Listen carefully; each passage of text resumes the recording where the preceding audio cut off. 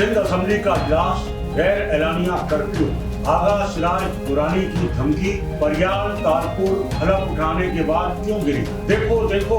औरत को ले जा रहे हैं, गिरफ्तार होने वाली खातून की गुहार। एहतजाज करने वाले मुजाहिरीन पर लाठीचार्ज, शैलिंग और गिरफ्तारियां, खवातीन को बालों से पकड़कर पुलिस मोबाइल में डाला गया। लेडी पुलिस एहलकार और मुजाहरा करने वाली खवातीन के दरमियान हाथापाई, खींचातानी, खवातीन लेडी पुलिस एहलकारों से गुत्थम गुत्था हो गई।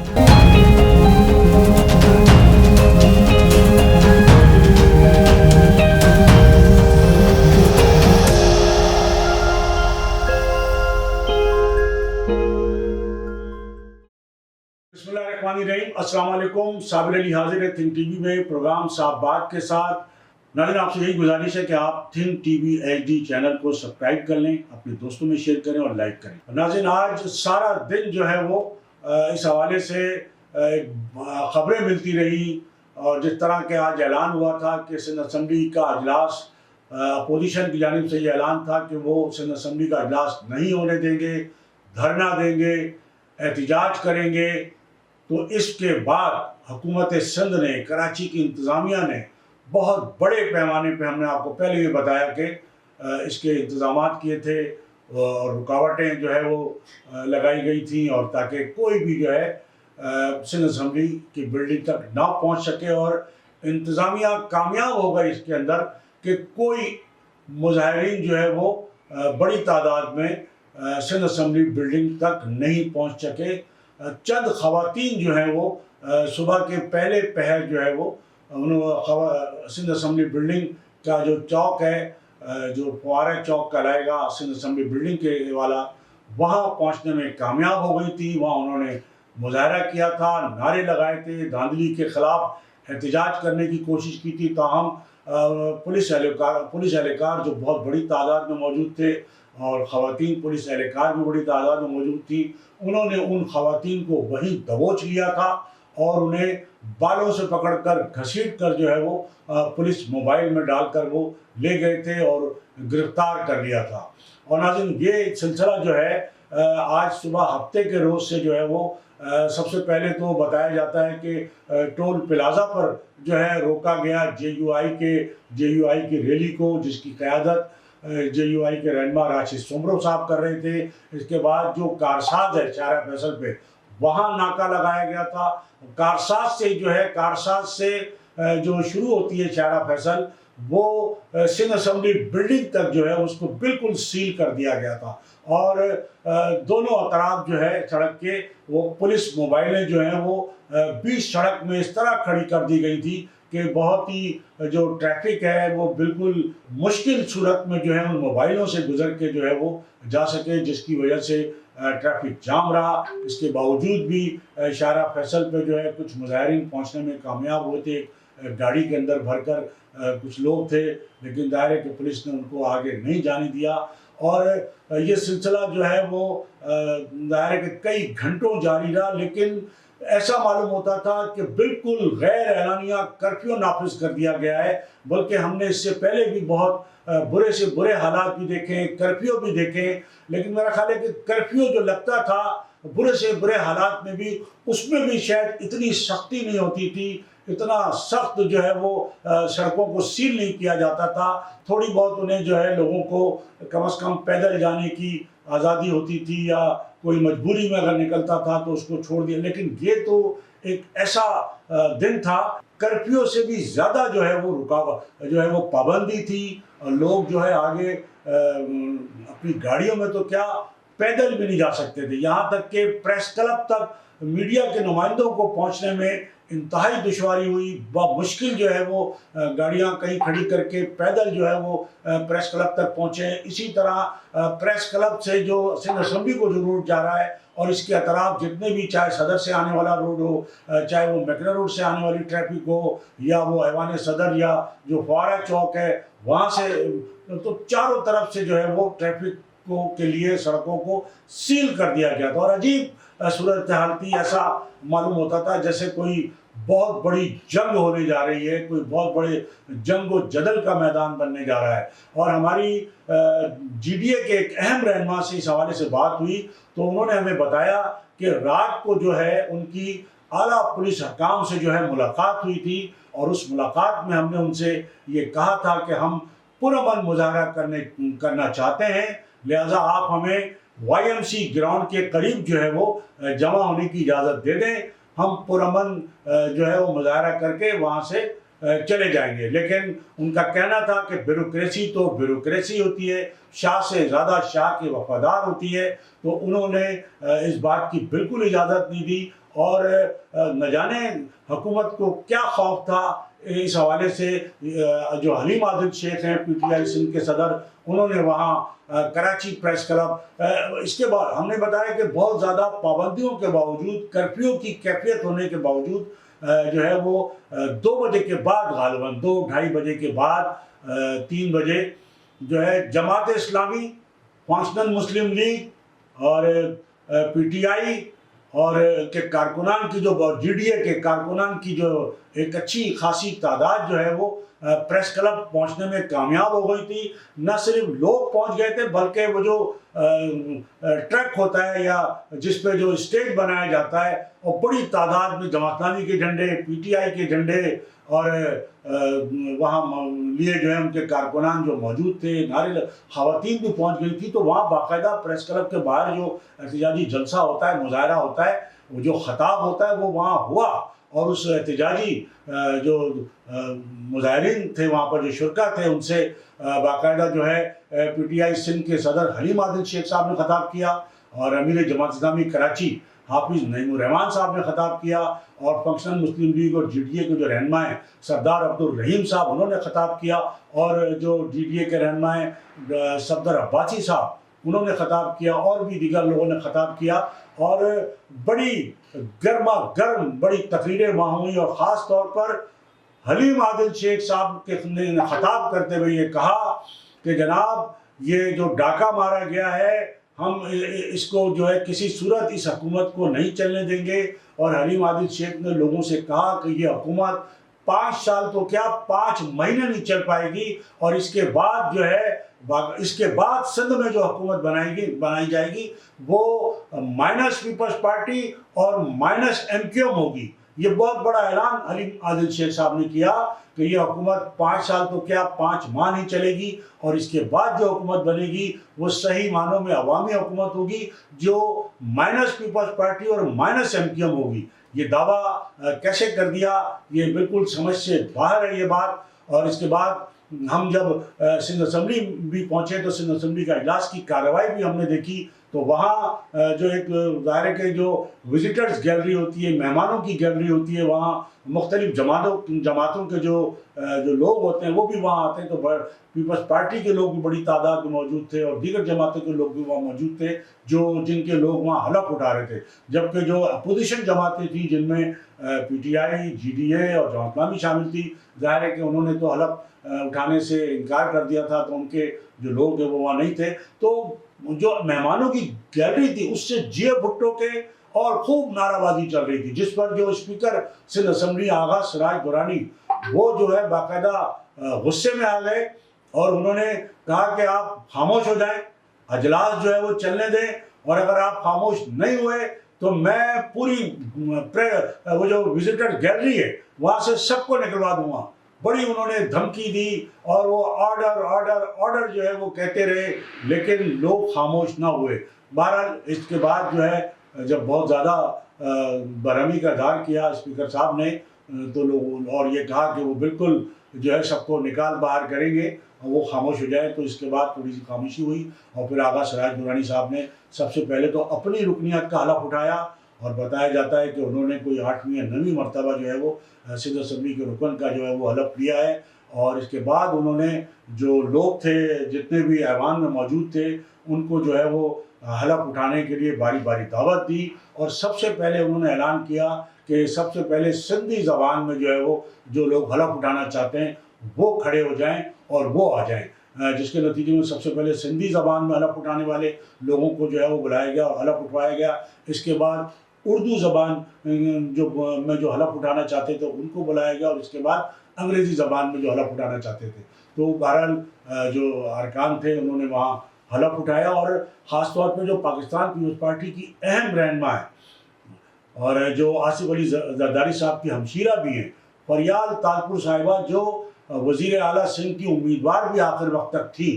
وہ جب حلف اٹھا کے، تو ایک طریقہ کار ہوتا ہے کہ سندھ اسمبلی کا اسپیکر جو ہے وہ موجود ہوتا ہے، اور جتنے بھی ارکان حلف اٹھاتے ہیں وہ حلف اٹھانے کے بعد، سائن کرنے کے بعد، آغا سراج درانی صاحب جو کھڑے ہوتے ہیں ان کے پاس جا کے، جو مرد ارکان ہوتے ہیں وہ ان سے باقاعدہ مصافحہ کرتے ہیں، اور ان سے مصافحہ کر کے وہاں سے رخصت ہوتے ہیں. جو خواتین ارکان ہوتی ہیں وہ بھی ظاہر ہے کہ ان کو سلام پیش کرتی ہیں، اور اسپیکر صاحب بھی انہیں سلام کرتے ہیں. اور وہ جب لیکن فریال تالپور صاحبہ حلف اٹھانے اور سائن کرنے کے بعد آغا سراج درانی صاحب کے سامنے آئیں اور سلام دعا کی، اور اس کے بعد جب وہ پلٹی تو وہ ان کا پیر پھسل گیا اور وہ باقاعدہ وہاں دھڑام سے گر پڑی. لیکن جیسے ان کو اٹھانے کے لیے لوگ آگے بڑھے، وہ خود انہوں نے ہاتھ سے اشارہ کیا اور وہ خود سے کھڑی ہو گئی. تو وہاں جو ایک پیپلز پارٹی کی رکن ہے سعدیہ جاوید، وہ بھی فوراً سے وہاں آ گئی، اور وہ ان کو لے کر پھر ان کی نشست تک جو ہے وہ ان کے ساتھ گئی. تو ناظرین یہ صورتحال تھی کہ یعنی ایک اسمبلی کا اجلاس جو ہے وہ اتنے سخت پہرے میں کہ کرفیو جیسی صورتحال تھی، اور اتنے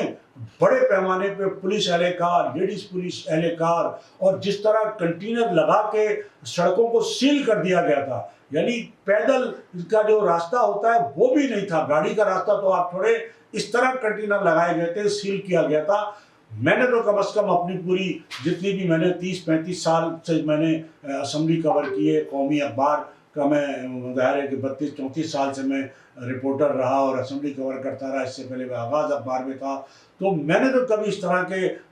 اس طرح سڑکوں کو سیل ہوتے اور اس طرح جو ہے لوگوں کو رکاوٹیں ڈالنے، اور ایسا خوف نہیں دیکھا میں نے کہ یعنی حکومت کا یا انتظامیہ کا. آخر یہ کیا نگراں حکومت خوفزدہ تھی؟ نگراں حکومت تو جا رہی ہے. تو یہ ایک بڑی اچھی تجویز تھی جو ہمیں ایک DDA کے ایک اہم رہنما نے بتائی کہ جناب رات ملاقات ہوئی تھی پولیس کے اعلیٰ افسران سے، ان سے ہم نے کہا تھا کہ جناب آپ ہمیں وہ دے دیں، کوئی اسپیس دے دیں آپ، تو ہم وہاں مظاہرہ کر کے چلے جائیں گے. لیکن وہ ان کی بات نہیں مانی گئی. تو ان رہنما کا یہ کہنا تھا کہ حکومت نے تو خود یہ ماحول پیدا کر دیا اور ہمارا دھرنا اور احتجاج کامیاب کرا دیا. حکومت نے اتنی بڑے پیمانے پہ رکاوٹیں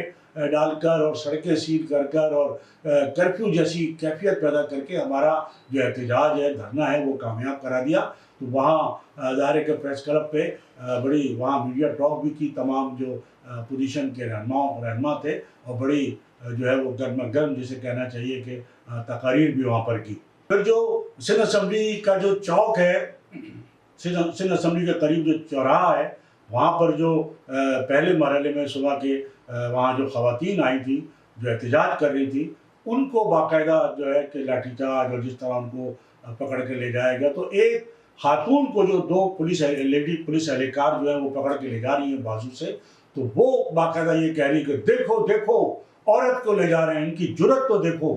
تو یہ ویڈیو ان کی وائرل ہوئی ہے، اور اس خاتون کا یہ کہنا تھا کہ ہم حیدرآباد سے آئے ہیں. بہت بڑی بات تھی کہ وہ خاتون یا جو بھی خواتین تھی وہ حیدرآباد سے سندھ اسمبلی تک پہنچ گئی تھی. تو تمام تر رکاوٹوں کے باوجود، اور پھر دائرے کے جو دیگر جو DDA اور جو PTI اور جو جماعت اسلامی کے جو بہت بڑے تعداد میں کارکنان تھے، وہ پریس کلب تک بھی پہنچ گئے تھے، اور وہاں باقاعدہ مظاہرہ بھی ہوا، خطاب بھی ہوا، سب کچھ ہوا. تو انتظامیہ تو بہرحال تمام تر رکاوٹیں ڈالنے کے باوجود بھی جو ہے وہ ناکام نظر آئی. اور یہ ضرور ہوا کہ ایک جمہوری حکومت بننے جا رہی ہے، جو کہتے ہیں کہ ایک نیا جمہوری دور شروع ہونے جا رہا ہے. لیکن ایک نیا جمہوری دور جو ہے وہ انتہائی ایک آمرانہ انداز میں جو ہے شروع کیا گیا، جس پر جمہوری لوگوں نے جو ایوان میں ووٹ لے کر آئے تھے ان کی جانب سے اس پر کوئی آواز تو کیا، اس پر کوئی تبصرہ بھی نہیں کیا گیا، بلکہ یہ کہا گیا کہ جو لوگ احتجاج کر رہے تھے ان کا تو ووٹ بینک ہی نہیں ہے، ان کا تو کوئی ووٹ ہی نہیں ہے. تو بہرحال ووٹ ہو نہ ہو اور ووٹ بینک ہو نہ ہو، لیکن بہرحال انہوں نے الیکشن میں حصہ لیا تھا. ایک حکومت ہوتی ہے, ایک اپوزیشن ہوتی ہے. اگر اپوزیشن جماعتوں نے کسی احتجاج کا اعلان کیا تھا تو اگر آپ حکومت کے لوگ جو حکومت بنانا چاہتے ہیں وہ اگر اسمبلی میں حلف اٹھا رہے تھے تو دوسری جانب اپوزیشن کو بھی, چاہے وہ جو ایک کہا گیا ڈی ڈی اے کے ایک رہنما نے کہا کہ کوئی اسپیس ہی دے دیتے, تو دونوں یہ ہونا تو یہی چاہیے کہ جہاں حکومت کے لوگ جو ہے وہ اپنا حلف اٹھا رہے ہیں, کام کر رہے ہیں, تو اسپیس اپوزیشن کو بھی ملنا چاہیے. ان کو احتجاج کا پورا حق جو ہے وہ ملنا چاہیے پرامن انداز میں, اور اس کو ظاہر ہے کہ اس میں کسی قسم کی کوئی گڑبڑ نہ ہو, کوئی کسی قسم کی بدامنی نہ ہو. اس کے لیے جو ہے وہ انتظامیہ کو انتظامات کرنے چاہیے, لیکن احتجاج کا ضرور موقع دینا چاہیے. اسمبلی کے اجلاس کے دوران یا اس کے بعد جب وقفہ ہوا یا اختتام پر ایک یہ بھی